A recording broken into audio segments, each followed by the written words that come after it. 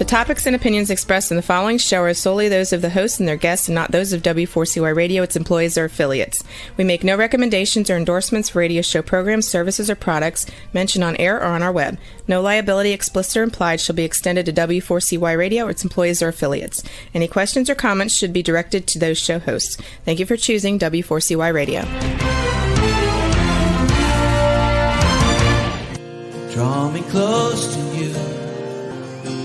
Never let me go. And lay it all down again. To hear you say that I'm a friend. Good day. The Almighty Creator desires a deep personal relationship with you. My name is James Robertson. I'm a researcher, publisher, and teacher regarding the matters and truths of the Almighty Creator, whose true name is Yah, the eternally self-existing. I've been actively serving him since 1993, over 31 years. If you're not actively serving Yah, then by default you are serving Satan. My objective is to show you how you can make a big difference on earth and qualify for a position of high esteem in heaven for eternity. It's important to understand that as a believer, just being good is not the point. It is relationship with Yah that counts. Without this, you will be in a very unpleasant place in heaven with no way out. My aim is to show you how to get close to Father. If you're a good person without a clear relationship with Yah, then you're in a spiritual no man's land and will not enter heaven when you die. The Creator has said regarding unbelievers, why would I want someone to spend eternity with me when they do not believe I exist? Yah is calling everybody on the planet to be involved and serve him and help him to have victory over Satan. My goal is to show you how to do this. Fundamentally, we each need to learn to see things on earth from Yah's perspective, and my aim is to teach you how to do this. Please visit my website at www.endtimeissueministries.org. That's endtimeissueministries, one word.org, or email me on james@endtimeissueministries.org. Today we're going to continue with our series, Where Will You Spend Eternity? And this is part 11. Overview. This is about what is required in order to qualify to sit on a high throne for eternity. We'll continue to look at the foolish virgins, and we will then look at the famous reformer amongst the foolish virgins. Finally, we will look at the state of your relationship with the Almighty Creator. So this is based on the ebook 2024-0103, Where Will You Spend Eternity, with commentary on the Final Quest, 3rd edition, part 11. The original article was written in 2003. So we're continuing to look at the foolish virgins on page 86, paragraph 3 of the Final Quest. The copy that I have, it's scanned, it's on the website under the ETI Bible version page.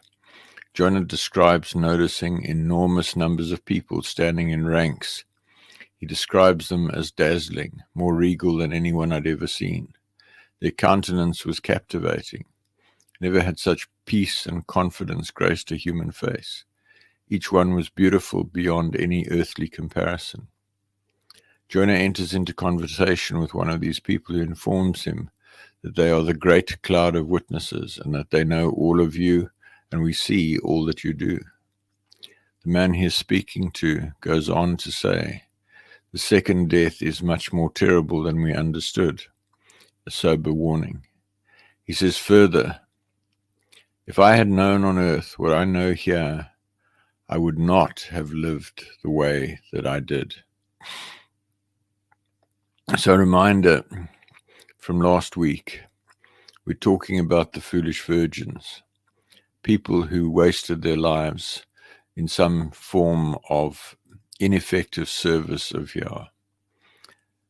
And I want to bring you really to the point of my whole ministry. which is to seek a deep personal relationship with the Creator. If you're doing anything else, you're missing the point.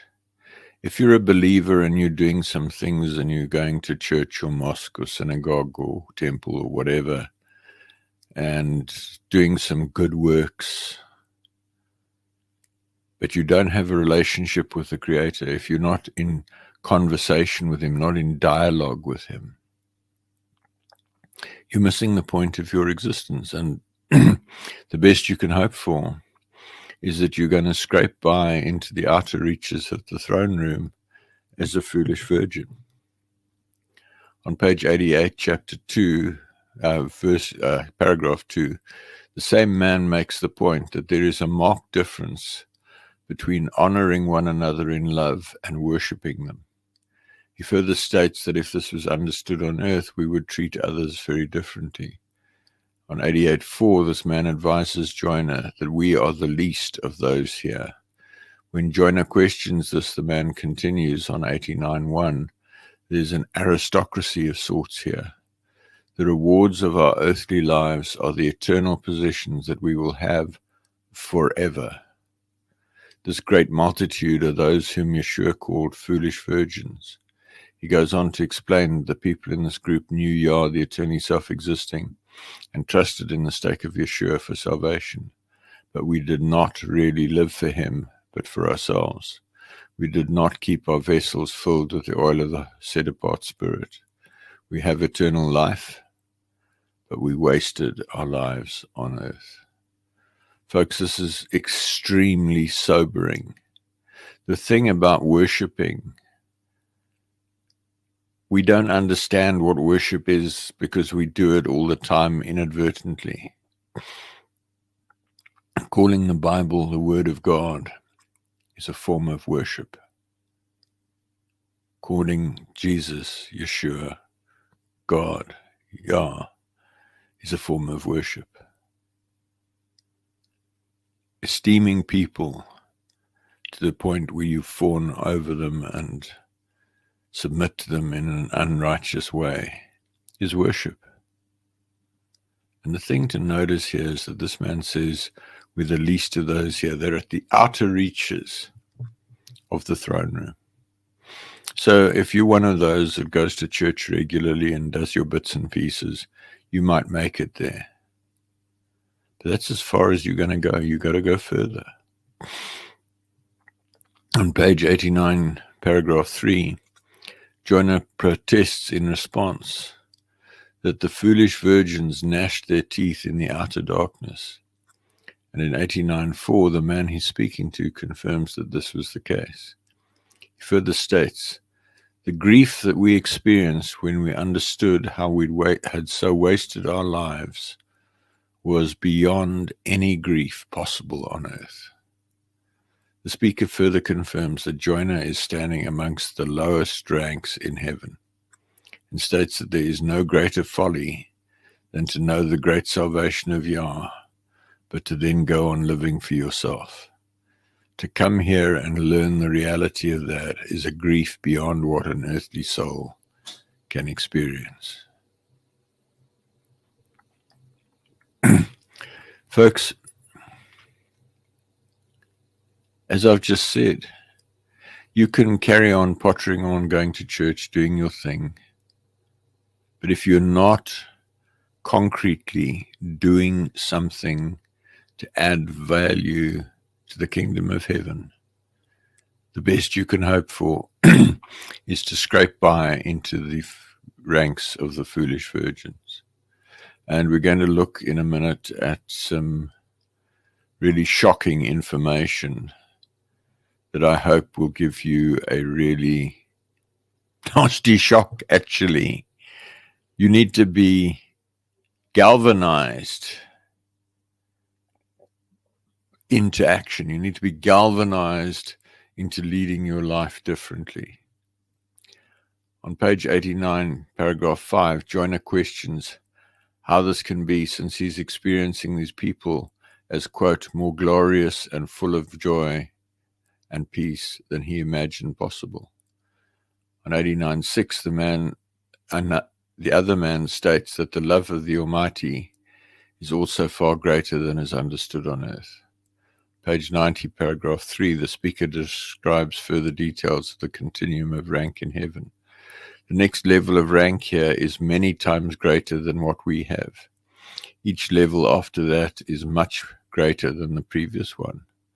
It is not just that each level has an even more glorious spiritual body, but that each level is closer to the throne from where all the glory comes. Folks, if you listen to what I'm saying, read the Final Quest. You can buy it from Amazon. Various Christian bookshops have it. There's an electronic copy on the website, both with and without commentary.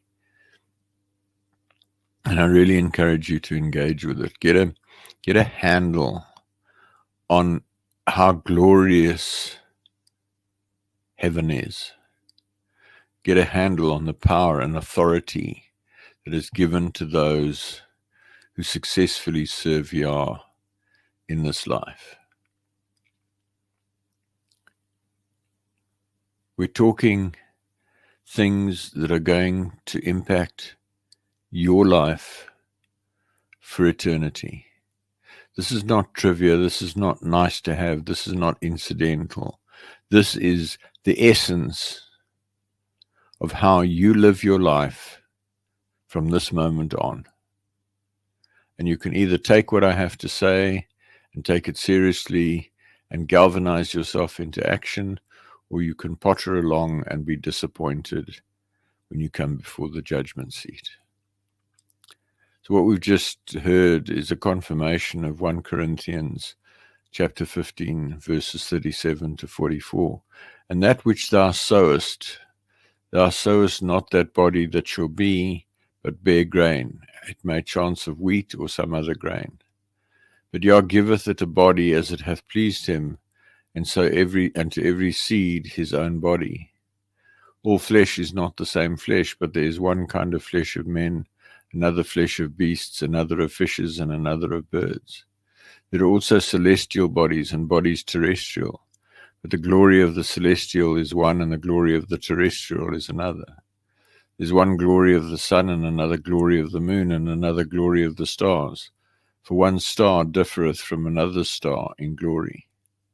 So also is the resurrection of the dead. It is sown in corruption, it is raised in incorruption. It is sown in dishonor, it is raised in glory. It is sown in weakness, it is raised in power. It is sown a natural body, it is raised a spiritual body. There is a natural body and there is a spiritual body. Folks, it's a little bit abstract relative to what we've been looking at a few minutes ago from the Final Quest, but it gives the message. So if you're one of these people who's looking for a, quote, biblical basis, then this is the biblical basis that you're looking for. And I think you need to realize you need to be careful there. The Final Quest, in my opinion, is of comparable veracity to much of the Bible. And that's why it's on my website under the ETI Bible version page. On page 91, paragraph 1, the person speaking to Joiner, quoted above, states that he is in heaven by grace alone. Every time I read these passages, I find myself immensely challenged in terms of how I'm spending my life, and I find new energy to pray for my life to make an impact and to be led by the Almighty in everything. In 91:6, Joiner describes the grief that he experienced in looking back at his life. It seems to me that this is a challenge that every one of us faces, if we have eyes to see and ears to hear. Now, if you research Rick Joyner a bit, you will find that he published probably about 8 or 10 books before the Final Quest. So here you have a man who has published pretty widely around the things of the Almighty, looking back on his life and grieving that he achieved so little. That's sobering. This is a man who has been to heaven, gone through the judgment process, and looked back on his life and said, you know what? I've wasted a lot of time. If you haven't published 8 or 10 books about the matters of Yah and ministered in a church, etc., think about it. If Jonah's going through this process and saying, wow, I'm only just going to make it, what are you going to achieve? It's very, very sobering. On page 92, Jonah meets a man whom he had, quote, esteemed as a great man of God, unquote. On earth, also in the place of the foolish virgins, and he enters into a discussion. In this discussion, various points are raised about discipling people on earth, which are outside the scope of this broadcast. On 94.1, this man states, quote, had I not been so self-centered and concerned with my own reputation, I would be a king here. All that you, in other words, Jonah, have and will accomplish would have been in my heavenly account as well. Instead, much of what I gave my attention to was of very little true eternal significance. This raises some really challenging points in support of statements made earlier in the broadcasts on which this broadcast is based. We'll get to a point where I will tell you who I believe this man is, but I think we need to go a bit further. Here's a man that Jonah esteemed as a great man of Yah, but he says that he was self-centered and concerned with his own reputation and only just made it into heaven in the place of the foolish virgins. When you realize who we're talking about, you will be horrified, and I hope you will be sobered and challenged to view the rest of your life very, very differently. What I'm sharing with you in these broadcasts about where will you spend eternity is the opportunity to have a really, really high place in heaven forever and ever and ever versus the other options. It also introduces a concept which, while touched on in the traditional writings, was not previously clear to me. It is a concept that occurs in a number of other passages in the Final Quest.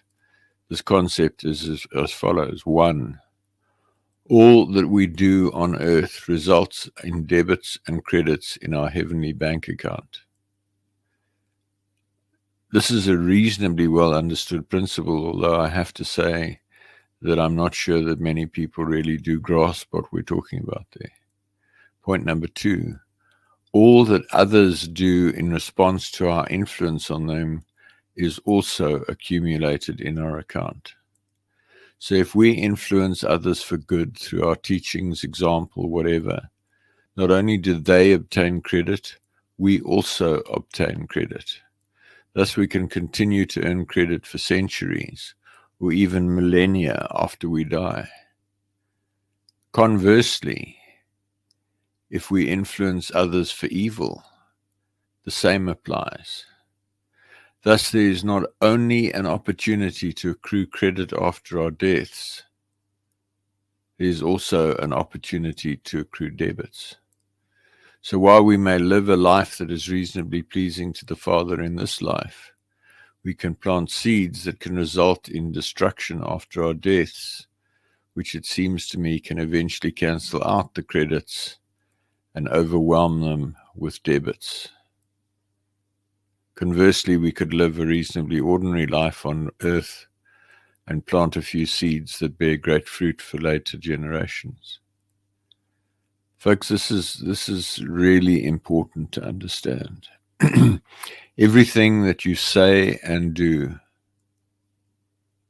that results in either positive things for the kingdom of Yah or negative things for the kingdom of Yah is going to be written up in a ledger. Credits for what you've done right, debits for what you've done wrong. And it balances out in terms of your net contribution to the kingdom of Yah. If you are not actively seeking to serve Yah and help others to serve Yah, you're not racking up much in the credits side of things. If you're doing things that lead to people doing wrong to the kingdom of Yah. So if you are engaging in business on the Sabbath and leading others who are believers to engage in business on the Sabbath, you are sowing evil. You are notching up debits in your account. Conversely, if you are encouraging others to keep the Sabbath and making them aware of the Sabbath, you are storing up credit in your account. It's so important to understand this, folks. Everything that you do in this life has consequences. This life is a test, a trial, an examination to determine your future in heaven or not in heaven, as the case may be. The accounting system for storing up treasure in heaven is complex, and the only way we can have any hope of a net positive account balance on the day of our judgment is to turn totally to the Almighty for mercy, grace, and His guidance and judgment in our lives. Anything else is a form of gambling with one's life for eternity. On page 94, paragraph 2, Joyner states to the man he's talking to that in his, Joyner's opinion, what this man who is amongst the foolish virgins had accomplished during his life was, quote, astounding.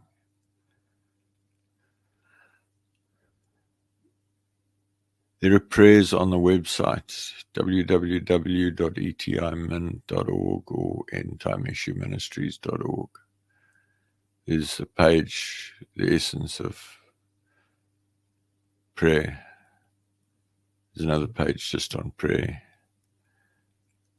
There's a page on 7 components of drawing close to Yah. There are ways of cleaning up your life. I encourage you to get onto the website and make a real effort to raise the bar in terms of your relationship with Yah. You want to get to a place where you hear Him clearly. You want to get to a place where He judges you and corrects you when you get into error. You want to get to a place where He leads you into all truth. And that doesn't happen at the click of a switch. It happens over years of committed engagement with teachings about Him, coming to a place of personal relationship where He is guiding you every step of the way. That's what will bring high reward. On page 94, para 3, the man replies, remember, this is a great servant of Yah in Joyner's opinion. And when I tell you his name, you will also think so. What looks good on earth looks very different here. What will make you a king on earth will often be a stumbling block to keep you from being a king here. What will make you a king here is lowly and unesteemed on earth. This supports the verses quoted earlier. What is important to the Almighty is very different to what most of us have believed. In 94:5, he goes on to state that because we discern people's problems correctly, that is, quote, never reason to reject someone. He refers to Yeshua's life and death to support this. In 95:1, he states that he became like one of the goats in the parable because he rejected the Almighty by rejecting those whom the Almighty sent to him. So here we see a man who's had a profound influence on the earth, and yet he was a stumbling block. He didn't receive people that Yah sent to him. He judged them, he rejected them.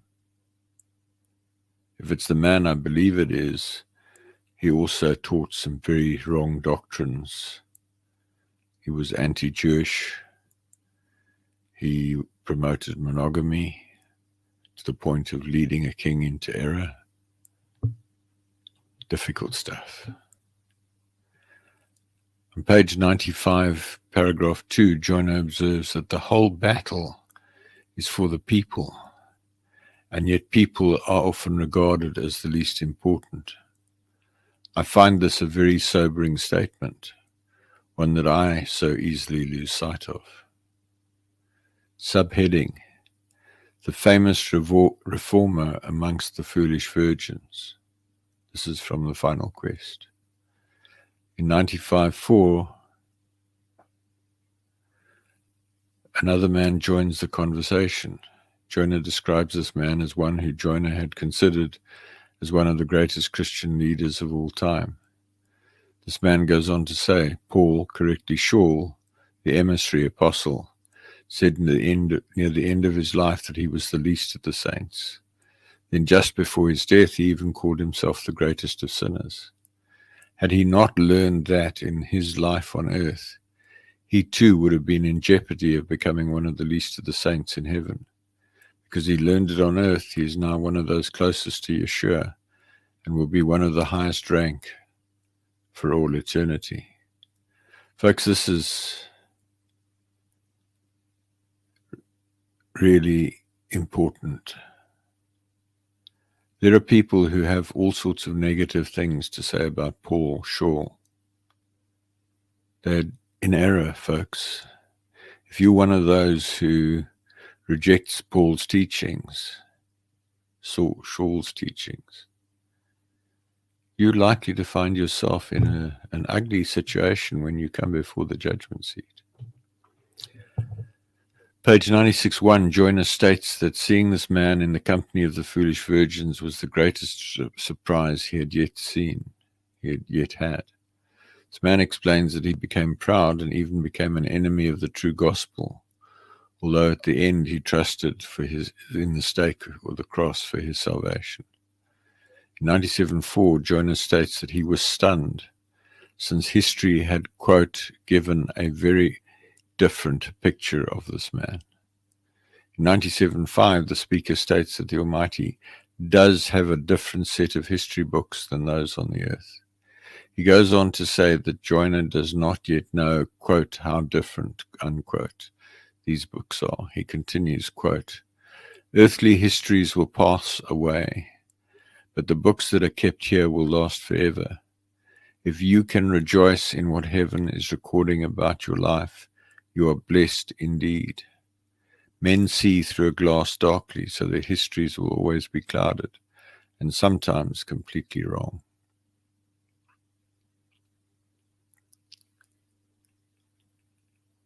So you can live a life that you think is serving Yah and come before the judgment seat and find that you missed it. Here we're hearing from a man greatly esteemed in Christian circles, who's in the place of the foolish virgins, just made it into heaven, nearly rejected.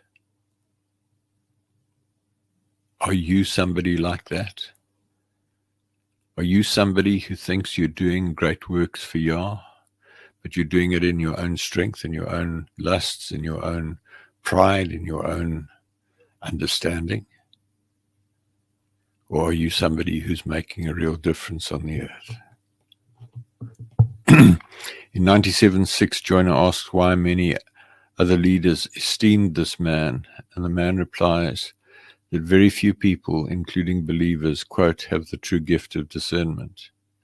In 98:1, he explains that this is, quote, is why we were warned not to judge before the time, unquote. He goes on to say that there have been, quote, good motives in even the worst of men, and evil motives in even the best of them.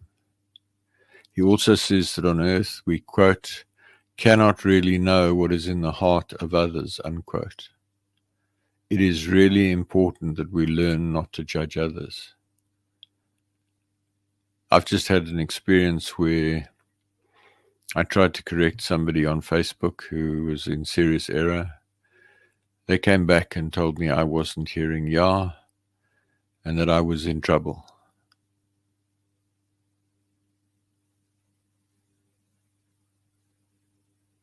I have a lot of confidence that what I shared with that person was from Yah. That person is heading for the place of the foolish virgins at best. It's better just to hear what another has to say or read what another has to say. And if it doesn't gel for you, if it doesn't ring true for you, just pass on. Put it to one side. Don't judge them because you might just be mistaken. Yeshua in the parable says, why are you worried about the speck in the eye of your brother when you have a plank in your own eye? Think about it. In 98:3, Jonah is told that he is having the vision because he prayed for the Almighty to judge him severely, to correct him ruthlessly, so that he, Jonah, could serve the Almighty more perfectly. He also states that the wise judge themselves and the even wiser ask for the judgments of the Almighty, because they realize that they cannot even judge themselves well. In closing, 98:3, Jonah refers to this man as the famous reformer. There are not many men to whom this designation could apply, and it therefore seems important to prayerfully consider who this might be and what impact the beliefs one may have about him and his work may have on one's life today. I first read this in about 1998, and I prayed, Father, judge me severely, correct me harshly, so that I may serve you more perfectly. I prayed it occasionally for the next few years, and then subsequently started praying it daily from about 2009, 2010, somewhere like that. And today I pray it just about every day. I've been judged in various ways, but I believe it helps me to stay on the straight and narrow. Regarding the famous reformer, who comes to mind for you?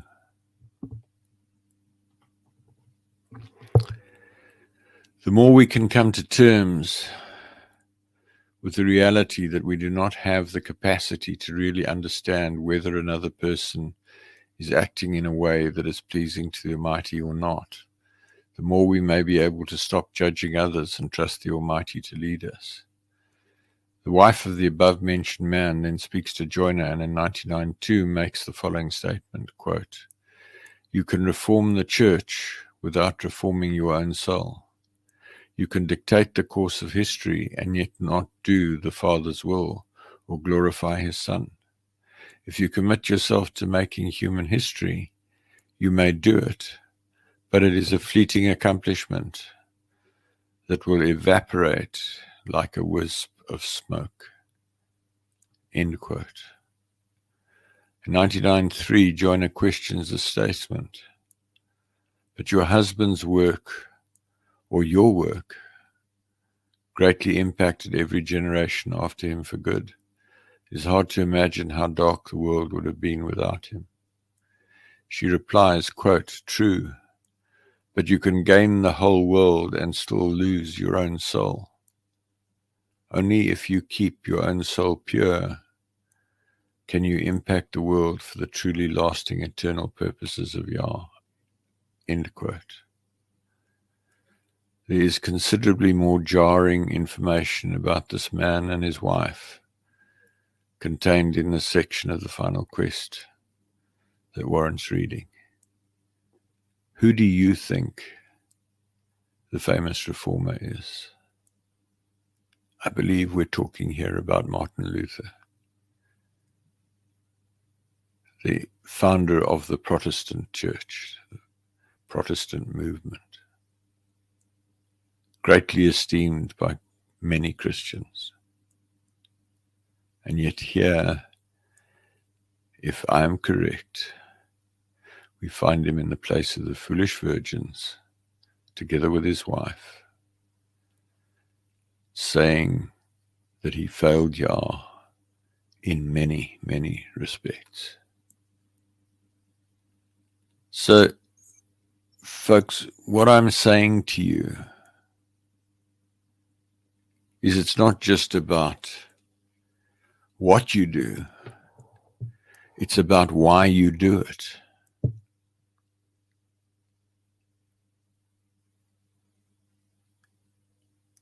What are you doing for Father today? Why are you doing what you're doing? Are you planting good seed or evil seed or no seed?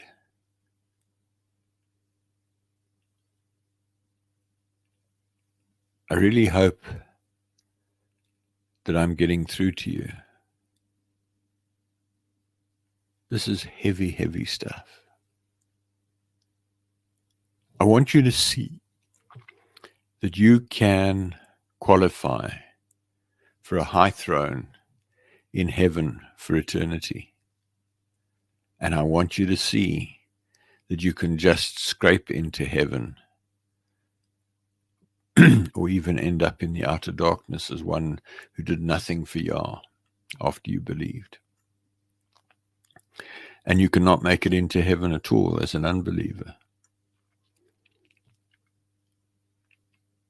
We're going to see as we continue with this journey that it is possible to qualify for a high throne.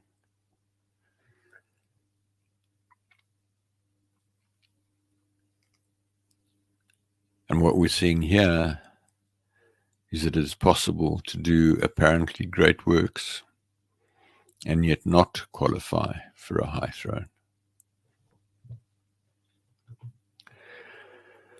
On page 100, paragraph 2, Joyner reports that he realized that much of what he was doing to promote himself rather than the Almighty and his kingdom.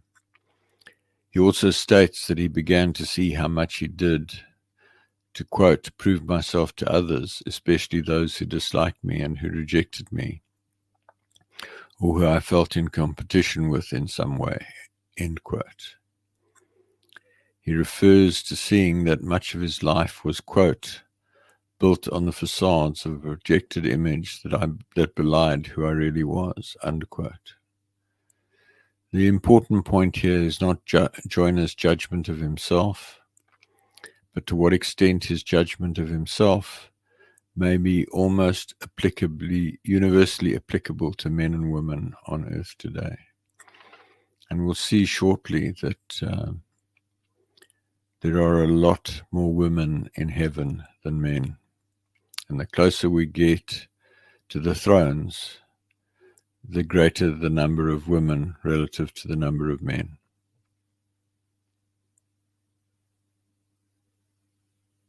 So if you're a man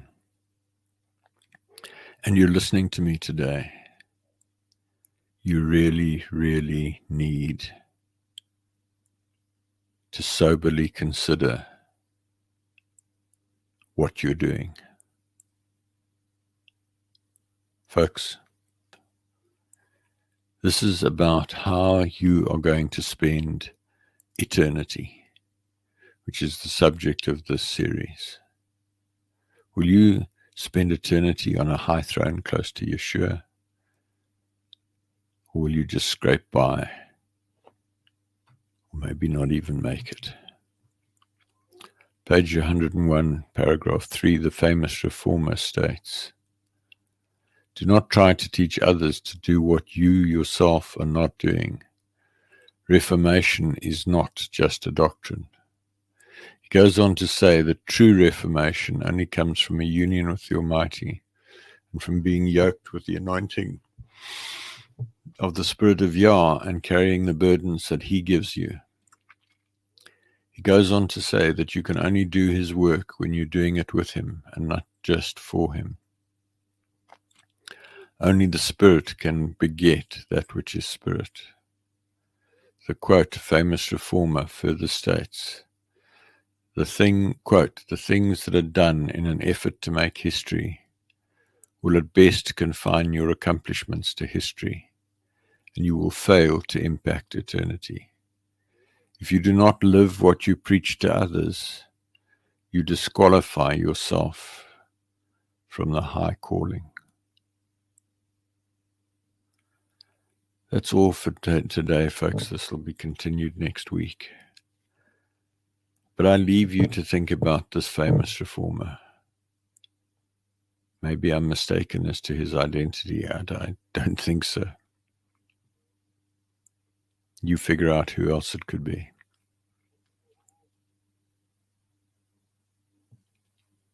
I really urge you to recognize that you need to get close to Father. There's an article on the website, 7 Components of Drawing Close to Yah. I urge you to read that. I ask you to put it into practice. You need to get filled with the Spirit of Yah. You need to be led by the Spirit of Yah. You need to have a deep, intimate relationship with Yah. That is the only way that you will succeed for eternity. So to wrap up, I'd like to ask you, what is the state of your relationship with the Almighty Creator? I'd like to ask you to critically examine where you are relative to Him. Do you talk to Him constantly throughout the day and allow Him to lead you in every possible way? Are you conscious of Him at all times? Do you worship Him at every opportunity? Do you count Him your friend? Have you clearly and unambiguously heard Him call you friend?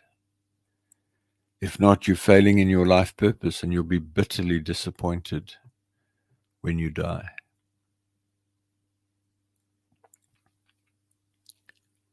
Folks, the reason we exist is to have a deep personal relationship with Yah. Fundamentally, way back, He was lonely. He decided to create beings who could be His friends. The whole universe, the solar system, the planet Earth, the plants, the animals, you and I, were created with one objective and one objective only: to create intelligent beings with the ability to make decisions and choices, who would actively seek friendship with the Creator. If you are not actively seeking friendship with the Creator, your life is a waste of time. In closing, thank you for listening. Please send me your questions to james@endtimeissueministries.org. That's endtimeissueministries, one word. Please email me to join the mailing list at james@endtimeissueministries.org. If you decide to draw close to the Almighty, please let me know and I can connect with you by Skype, Zoom, Teams, email, or telephone so that I can help you with your journey. I hope to connect with you again next week when I will continue to explore how to become a friend of the Creator. Work with me to make a way for Yeshua to return in victory at the end of the millennium and make His enemies His footstool. If you've been on this, listened to this program a number of times, you're probably going to want to drop off in a moment. If this is your first or second visit, I'd like to share a bit more information, so I'd ask you to hold on. But wherever you are, it doesn't matter whether you're rich or poor, fat or thin, tall or short, educated or uneducated. Doesn't matter whether you're African, Asian, European, Caucasian, whatever. It doesn't matter whether you are dark-skinned or fair-skinned. It doesn't matter whether you're blonde and blue eyes or black hair and brown eyes or anything in between. It doesn't matter whether you are Muslim or Christian or Jewish or Buddhist or Hindu or whatever. It doesn't matter if you're a Satanist or a witch or a warlock. Father Yah wants a deep personal relationship with you. Pray now. Father, in the name of Yeshua, I hear you want to be my friend. I want to be your friend. Help me to become your friend. Take me by the hand and lead me. And then go to the website, read what you find to read, email me, and I will help you. So for those of you who've been around for a while, I'm going to say good night. For those of you who haven't, please stay on, and I'll give you a bit more information. So in closing, who am I? James Robertson. I have a doctorate in engineering, and I'm a retired military commander. I now work as a management consultant. I have over 31 years of experience actively seeking to draw close to the Almighty, following a dramatic encounter with him on the 12th of March 1993 when he spoke to me audibly in a locked room, and I knew for certain that he was real. In learning about Father, I applied my deep-seated aversion to failure born out of an accident in early childhood, coupled to my engineering and military training of rigor and preventing failure, to my seeking of knowledge about Father. This journey led to numerous supernatural experiences, prayers answered, and clear communication with the Creator that forms the basis for what I teach in these programs. See the video, Why Seek Relationship, for an overview of what I believe near the top of the website. Please visit my website at www.endtimeissueministries.org. That's endtimeissueministries, one word, .org. The ETI version of the Bible with correction of key translation errors is at the ETI Bible version. Recordings of nearly all of the teachings broadcast so far, together with transcripts. The recordings are on the website, relationshipwithcreatorradio.com, or search on Google for quote Relationship with Creator Radio. There are about 4 podcast websites with the back issues. The transcripts are available on the transcripts of broadcast page at the top of the menu. Just the last couple of weeks are not there. Books with teachings from 1998 till May 2019 are on the books for printing page. I publish regular email articles. Email me on james@endtimeissueministries.org to be added to the mailing list or to seek counsel or prayer or give me feedback. Visit the website and use the Google search, article keyword cloud, table of contents, and the article search to locate the information you're looking for. Thanks so much for listening. Good night. Father, I come to you, lifting up my hands. By your grace I stand. Just because you love me, I know your favor.